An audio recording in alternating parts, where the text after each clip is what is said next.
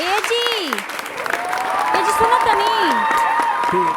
हम सोच ले बानी कि हमरा अपना जीवन में कुछ अलगा करे के बा। का हाँ फिर अलग करे के बारे में सोच ले लू। अब कितना अलग करबू? 3 भाई के परिवार वाला 3 जगह अलग कर दिलू, मकान से बथान ले सब अलग हो गए। अब कौन सी अलग करबू तू? बात रे वो खाली उल्टा पुल्टा सोचत रहेनी। हमरा कहे के मतलब कि हमारा एमएलए बने के बा। का एमएलए माने विधायक? ई तारा बस के नहीं खे, ई छोड़ दो। अब बाक जी एमएलए मतलब मस्त लुक वाली एक्ट्रेस बने के बा। आय दादा, तो तू ये सब का फेर में काहे का जी पड़ल बाड़ू? तू तो ऑलरेडी एमपी बाड़ू। आय एमपी माने सांसद? ना ना महापागल।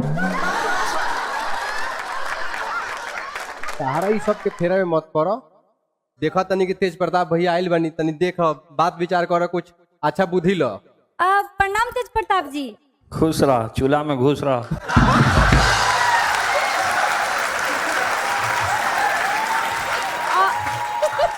अब देखी ना तेज प्रताप जी, यहाँ के हमारी को बात ना सुने नी। हाँ तो सुनिए हन, पिटाइयन तो सुनियन, काहे न सुनियन।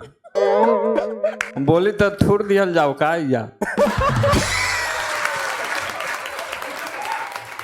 क्या चाहत रू? पिताजी जा ना हम पिटाई के तो नहीं चाहत, बाकी हम मेकअप के पैसा चाहत नहीं।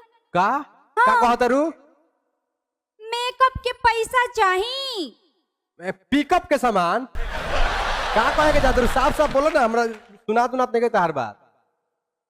हमरा मेकअप के पैसा चाहिए। का पिकअप का सामान होता नैहर से?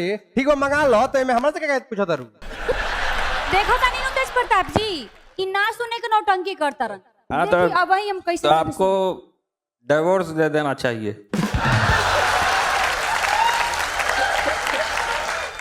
हमरा मेकअप के पैसा चाहिए। पिकअप का सामान हमरा से ना भाई, तू अपन देख लो। देखी कैसे अभी सुने लगी हन।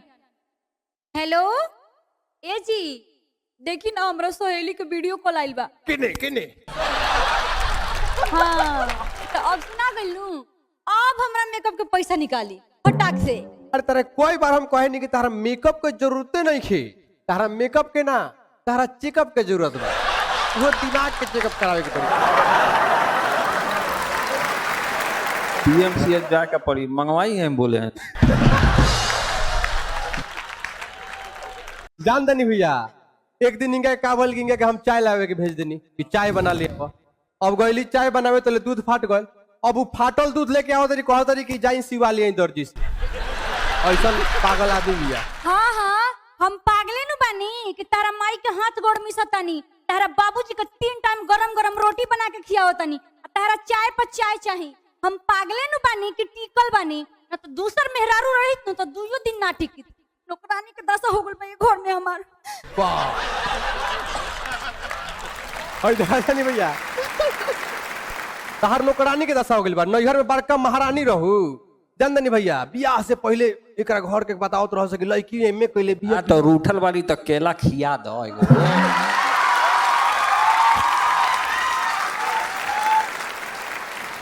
इनका के बियाह से पहले मार हाला रहे। लड़की एमए कइले बिया, बीए कइले बिया, मार पढ़ के डिग्री के पहाड़ खड़ा कइले बिया। आ जब जा तनी साइकिल से एकरा गांव में देखे त मार थप थप चिपड़ी पाथत बिया। बोलत तो ऐसन बारन की जैसे इनका बारे में हमरा कुछ पते नहीं खे। अरे हमरो गांव में तहरा बारे में बड़ी हल्ला रहे। प्रीतिया के दूल्हा दौड़ धूप करेला, नौकरी करेला, फार्म भरेला। जब हम आईनी तब न पता चलल कि प्रीतिया के नौकरी फार्म ना, मुर्गी फार्म में मुर्गी से फार्म भरेला।